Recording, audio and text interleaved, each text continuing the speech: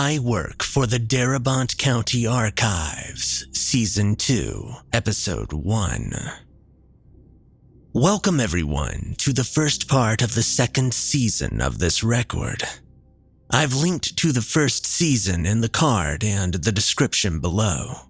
Sorry for being so incommunicado recently, but work picked up after my vacation since the MILF brought back a whole bunch of new initiatives from the archivist meeting that she went to in Boston. The town went into hyper mode at the end of August as seemingly the entire town flipped like Othello pieces from summer tourism to winter sports. As soon as the public schools opened on September 1st, every business on the boardwalk changed over to winter fare.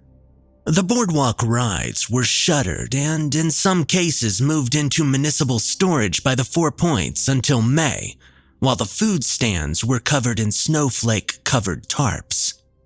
According to Steve, the town has an annual tree lighting ceremony the Saturday before Christmas on the boardwalk, weather permitting. So I haven't had a lot of time to follow up on a lot of the findings from the trip. Even, 4 freaking months later, since we got 2 new pods of documents and assorted crap from New Stickney. On the plus side, I had lost all the weight I had gained eating so heartily on Ken's dime, but that's neither here nor there. In other news, and the reason the title of this second season of my adventures has been changed, is that now I'm officially an employee of the Vandervoort Estate Historical Society. The MILF drew up a new contract beyond my freelancer status, and I'm now an official member of the staff. My title is Assistant Archivist, Digital Preservation, and it came with a pay raise. I'm still living at Miss Angie's boarding house / B&B, but the MILF said she was working on getting me more permanent lodgings in town. The buzzard didn't particularly take kindly to my official employment, but he knew better than to make a fuss. July and August were spent sorting the new arrivals, but not scanning them. They just needed extra help moving everything into storage, so I was pulled away from my actual job. I swear, as soon as I feel like I know how big the basement of the society building is, there's another annex or floor to discover. I did get a chance to see the mysterious Geraldine Uzi Gash Theralt during a trip to Night Gallery, a trendy cafe / comic book / tabletop gaming store off the center of town. It was around the end of July. I was drinking an entirely too sweet and overpriced cappuccino while waiting for Alex and Kitty when a cocaine-thin woman with short black hair on top and the sides shaved stalked into the store on 3-inch stiletto heels. She was wearing a leather cramps jacket with pins and an array of sharp steel studs running around the collar, a white wife beater, and sprayed-on leather pants. It was clear that not only wasn't she wearing a bra, but she was rocking oversized piercings. Her nails, like Clint's, were painted black with a cover of iridescent purple glitter. In all, her appearance was exactly like I expected. When she talked to Baron, the chubby, bearded, glasses-wearing owner of the shop, I was surprised that her voice was fairly high, not raspy or husky like I had imagined. She bought an oversized hardcover collection of Clive Barker art, Visions of Heaven and Hell, a triple shot of espresso to go, and a bag of Baron's chocolate-covered coffee beans. Alex and Kitty were entering when she left and held the door to a hastily muttered thank you before joining me at a booth. I hadn't known that the striking woman was Jerry Theralt until they mentioned it. I questioned them about her and was given an intriguing nugget of information.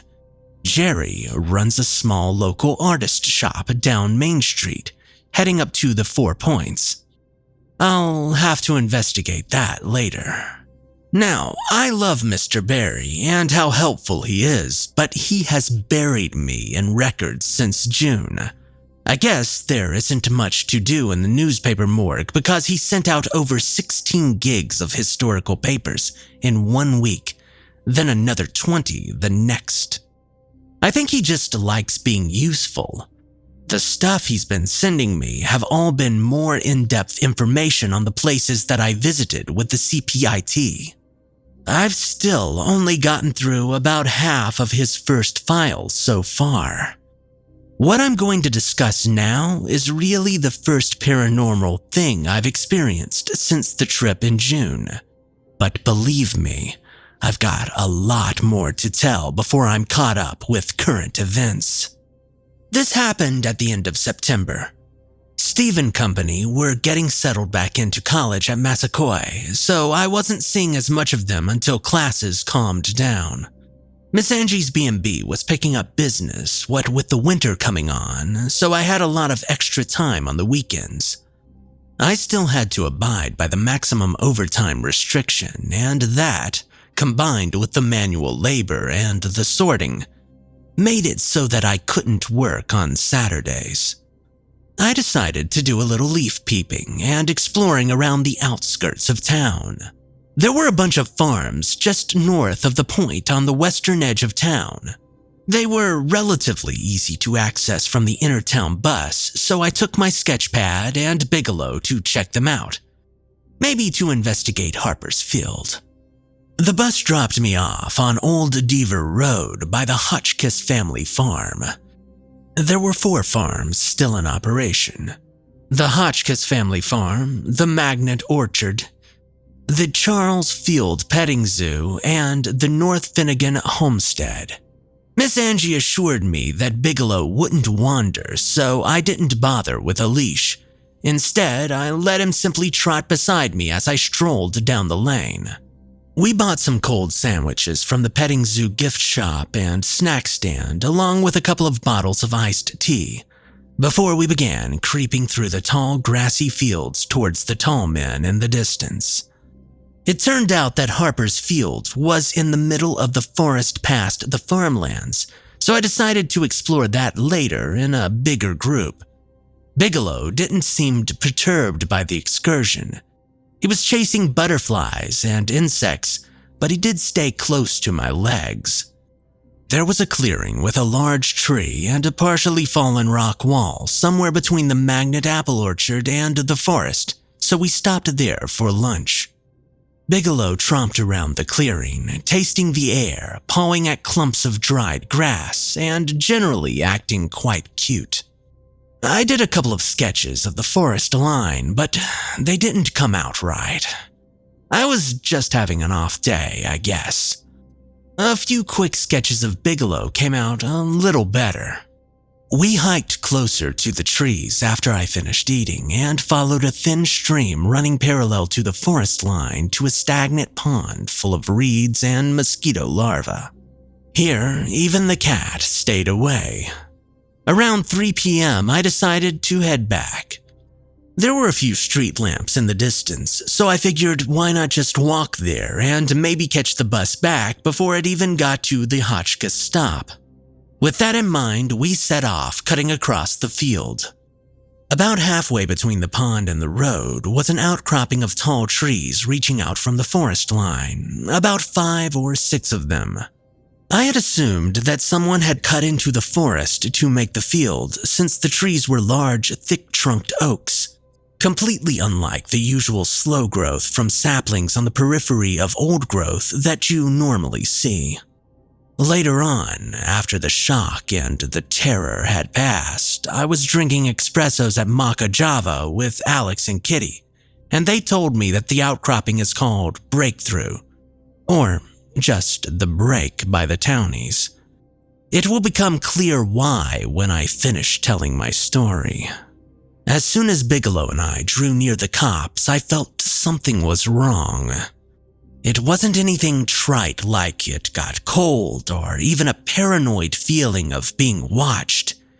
It was just that back of your head feeling that something was going to happen.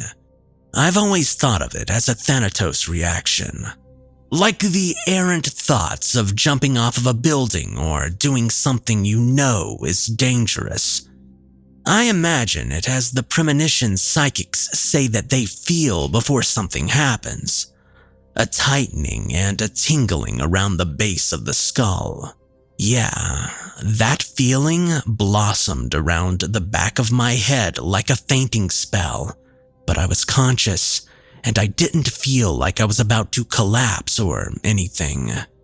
Beside me, Bigelow stopped abruptly, and all the fur down his back and tail puffed up like a raccoon. His ears faced forward before he turned towards the trees and hissed. I followed the point of his nose to the closest tree. There was nothing there. The tree's leaves were bright orange with dots of vibrant flaming red. It didn't seem like any leaves had fallen yet given the dearth of foliage on the ground. The branches swayed in the breeze. I knelt down and I asked Bigelow what was wrong. Silly, I know, but after all the crazy things I've seen and experienced since coming to Precipice Bay, well, it wouldn't shock me if Bigelow started talking to me like he had in my dream. I hesitated to touch him. Before my hand made contact, Bigelow hissed again. His ears flipped back and I saw the shiny bumps of his nails dug into the dirt. A low yowl bubbled from his throat. I looked again at the trees, following his gaze. Still nothing. The front tree, the one closest to us, swayed in the breeze, its limbs dancing with the susurrus of foliage. The cat spit, hissed, and yowled again, taking a firm step forward. It was silent, completely silent, and that was what scared me. The tree's branches were swaying in non-existent wind. All around us, the tall grass was still. No other tree branches swayed, and even the clouds overhead were barely moving. Once that clicked into place, it was clear that the limbs were moving in different directions and at different speeds. One branch, the one closest to us, jiggled violently, and I heard a barely audible hiss. The sound could have been the leaves rustling, but Bigelow hissed and spit and clawed the air in front of him. The branch drooped down as if something heavy was moving to the end until something dropped to the grass, and the limb flew back upwards to crack against the trunk. I was backing away slowly, never taking my eyes away from where something had landed. Bigelow's whole body shivered before he gave a long, yodeling yowl. I couldn't see anything, but I knew that something was there. Meanwhile, the tree was shaking and rustling like it was caught in a tornado, making so much noise that I felt like my head was going to shake apart. I held up my empty glass tea bottle by the squat neck like a sword while trying to move backwards. Suddenly, something brushed against my bare ankle and I screamed, falling backwards on my ass. It was a black cat. It was smaller than Bigelow, but still an adult. It was short-haired with a white bib with mittens and socks. Unperturbed by my noise and thrashing, it stopped in line by Bigelow's right shoulder before drawing down with a warning yowl. I got back to my feet and looked behind me for the first time. There were cats everywhere. There must have been at least 15 to 20 weaving through the tall grass towards Bigelow's standoff. I hadn't seen any cats since we arrived, so I have absolutely no idea where they came from. The rustling of the tree grew faster, louder, more violent, with leaves now dropping in a cascade around the trunk. A few other limbs started drawing down. More somethings were getting ready to drop.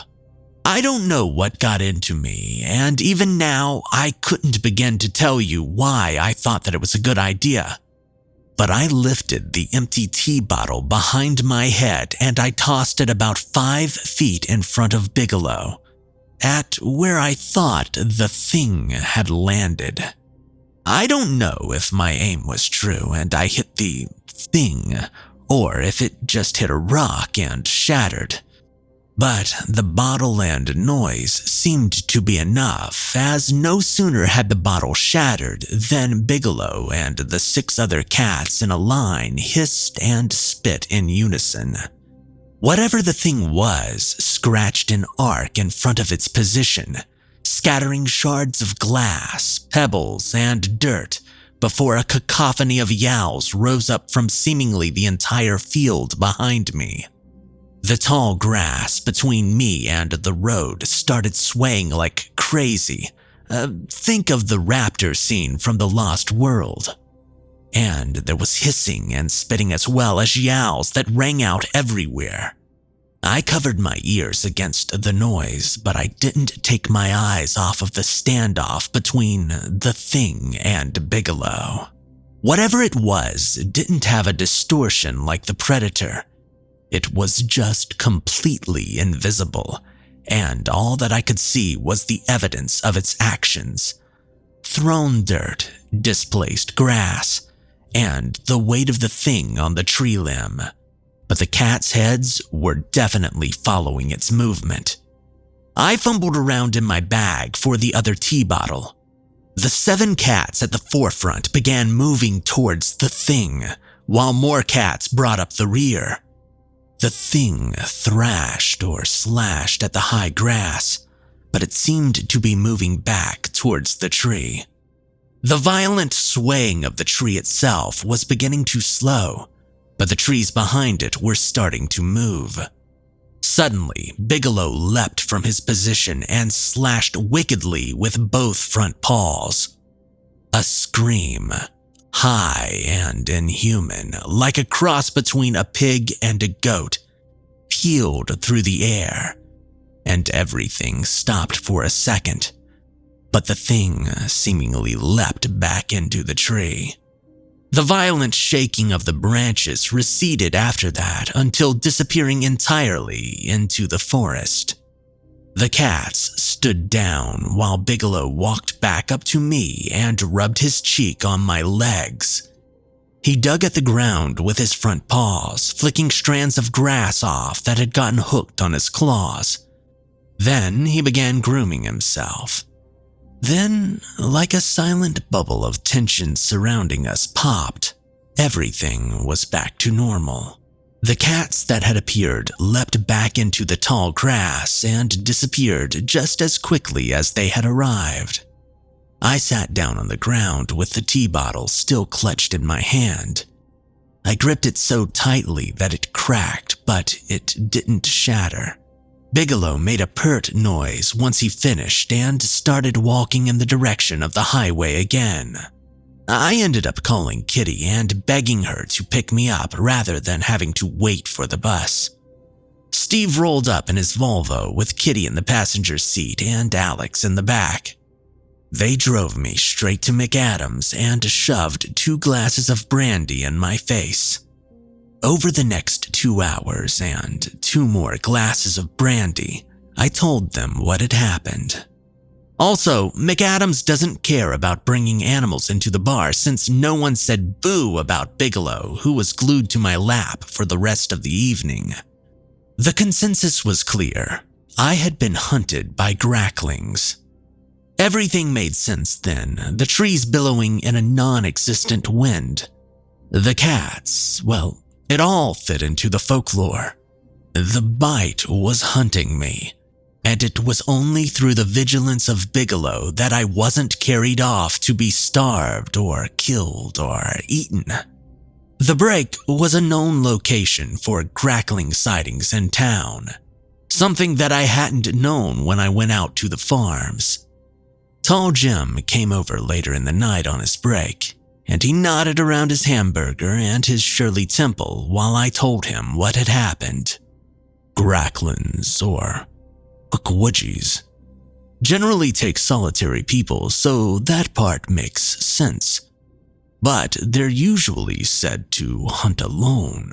The fact that a whole tree was full of them, and you needed a whole clouder of cats to fend them off, means that they were really bold or really hungry.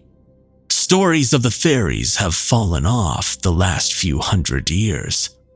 Last I heard was of a little girl in the 70s who was taken off the base of the hill that the museum of yours sits on. And the cats are certainly all over this place. Maybe, and I'm not saying that you should take this as the word of God or anything. Maybe the Gracklins are starving for food. And it was invisible, you say? I told him yes. Well, that makes sense. How can something as ugly and misshapen as one of those things just sneak up on a moderately smart child? If they were invisible or camouflaged, it would explain a lot. With that, he ended our conversation and went back to work. The next day, I called up Mr. Barry, and he pulled up the newspaper clippings about the girl that Jem had mentioned. On Saturday, June 9th, 1973, the Hill family had visited the Vandervoort Manor on a historical tour. The Hills' father John, 43, mother Barbara, 32, son Thomas, 12, and their daughter Shirley, 9, were from Williamsburg in Emmelin County, just to the west of Darabont County in New York State.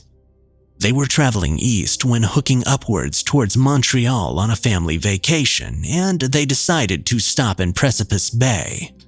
They finished their tour around 1 p.m., and it was a clear day, so they ate a picnic on the rolling hill on which the manor sits. Thomas and Shirley were playing catch under the watchful eyes of their parents when the ball rolled down the hill to the flat, shady area near the forest. After asking for permission, which was granted, Shirley and Thomas ran down the hill to retrieve their ball. Shirley never returned. According to Thomas, their ball, a worn baseball, had stopped in the middle of the grass halfway between the bottom of the hill and the shadows of the cool forest. Thomas's shoe had come off on their slapdash run down the hill, and he stopped to tie it while Shirley ran further ahead to get the ball. He only looked down for a moment. The next thing that he saw, Shirley was chasing the ball as it rolled towards the woods. He believed that she had kicked the ball accidentally in her overzealousness to grab it before he could. He called for her to stop, but either she didn't hear or she didn't care, and stepped under the arbor of the trees. Thomas looked back down to finish tying his shoe, and when he looked up again, it was just in time to see the yellow of Shirley's dress disappear through some bushes. He ran over. The ball just sat on the edge of the tree line in front of the bushes, but Shirley was nowhere in sight. He called her name and got no response. He ran up and got his parents and the museum officials. They searched the area for an hour before calling the police. Searches went through the forest all the way east through to the cordoned areas and the south to the base of the Tallman over the next few weeks. Helicopters were used to look for any trace of the girl. None were ever found. Shirley Hill disappeared without a trace. No blood, no clothing, nothing of her was ever found. Thankfully, I had not suffered the same fate as Shirley, and I'm thanking my lucky stars for Bigelow, my fluffy feline guardian. And I'm definitely not going to go walking anywhere near the forest alone ever again.